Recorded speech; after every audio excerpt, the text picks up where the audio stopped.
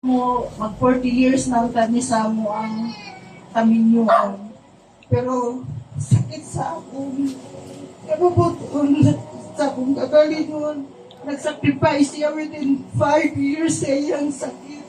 2 years siya na wala dialysis and 3 years siya na dialysis. Pero that time, na pamalandungan kayo usually nag-dialysis me, usay niyo siya na magpa-admit siya that time. Wala din siya niingon na pagpa-admit siya. And then, ang doctor na nag-around sa iya, ipangutan ng pag-admit siya na tayo sa imong gibati. Tarong-tarong pag-admit tupang na wala siya gibati. And then, pag-uli na po diri, nag-ano pa siya, nahangin siya na matulog siya. Then, limutan siya, nagtawag siya sa kuha na magpalipi siya na siya naglibang. Then, nagpailis pa yun siya. At that time, nag-ano na siya, naghinga na siya. Then, down, namala na siya. Si Kitty is a family kwan, yun may nga magbasig. Asa mi nag-ato.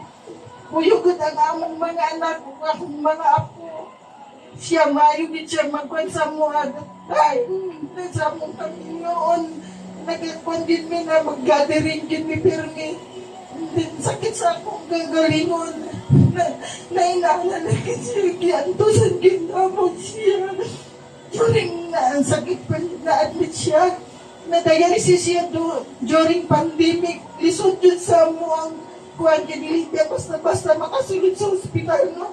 Ako rin yun ang nagkakuan dito sa iya sa sulod. Then magkanang magdaya may every month may nagaginasawap. Nag-aampag yun may nabilin yung positive. Pero yung sa Ginoo na nakuan mo ginana mo, nabalan siya ng positive. Pero, kuan ko siya na, paitin ko siya na within sa iyang pag-admission, tugay ko siya almost 2 months siya ma-ICU. Then, gawas na po ni, balik na po ni. Paitin ko siya that time, nakakuan ko sa iya, iwanan siya nag-inom na mag-admit.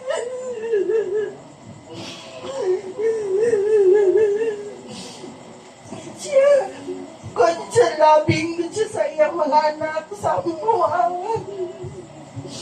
sa iyang mga agsun.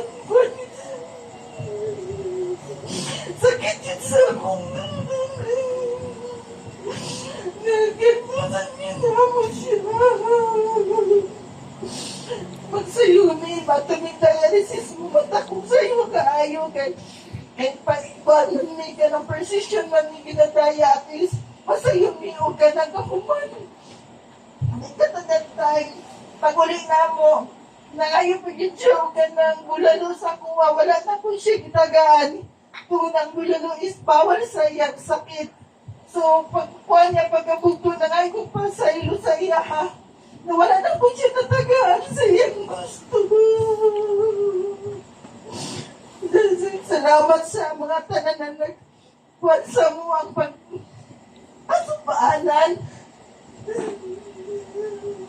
Full support sa mo. Kalis na sa pagkakakon sa iya. Thank you, Lord.